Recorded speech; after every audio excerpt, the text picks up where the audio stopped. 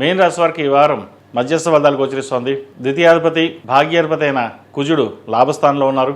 లాభాధిపతి వ్యయాధిపతి అయిన శని జన్మరాశిలో ఉన్నారు. జన్మరాశిలో మధ్యస్థ ఫలితంగా గోచరిస్తోంది. వీరికి ఏలనాటి నడుస్తోంది.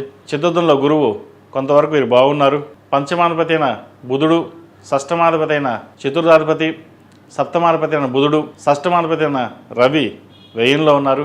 తృతీయ అష్టమాధిపతి అయిన శుక్రుడు వ్యయంలో ఉన్నారు. ఖర్చులు అధికంగా ఉంటాయి. అయితే రాబడి కూడా వీరికి అలాగే ఉంటుంది. ద్వితీయాధిపతి కుజుడు లాభస్థానంలో ఉన్నారు. భూ సంబంధించిన వ్యవహారాలు సానుకూలంగా ఉంటుంది. లాభాలు వచ్చే విధంగా గ్రహతులు గోచరిస్తోంది.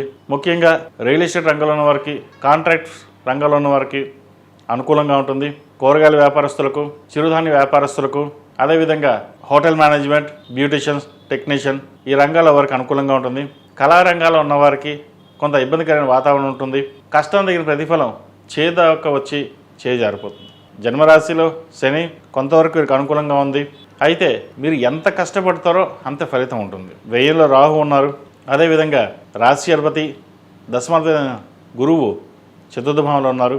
ఏదైనా ఒక కార్యక్రమం తలపెట్టేటప్పుడు దక్షిణామూర్తి స్తోత్రం పఠించడం కానీ, శివాలయంలో శివుడికి అభిషేకం చేసి ప్రయత్నాలు ప్రారంభించండి. ప్రేమ వివాహాలకు సంబంధించిన వ్యవహారాల్లో ఆచితూచి అడుగులు వేయడం చెప్పదగినది.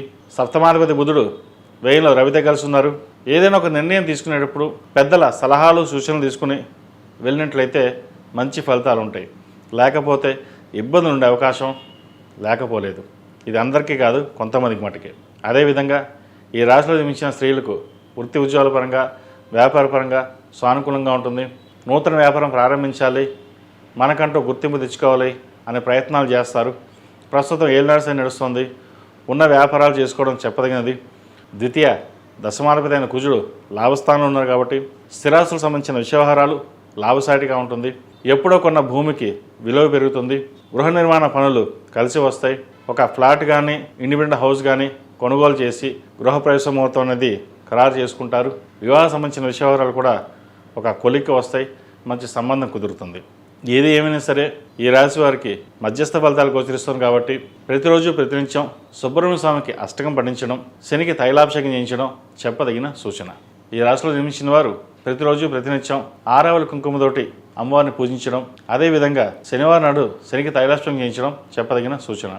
ఈ రాశిలో జన్మించిన వారికి కలిసి వచ్చే సంఖ్య 2, కలిసి వచ్చే రంగు మెరూన్.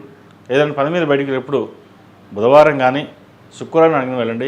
మంచి ఫలితాలు సంప్రాప్తిస్తాయి.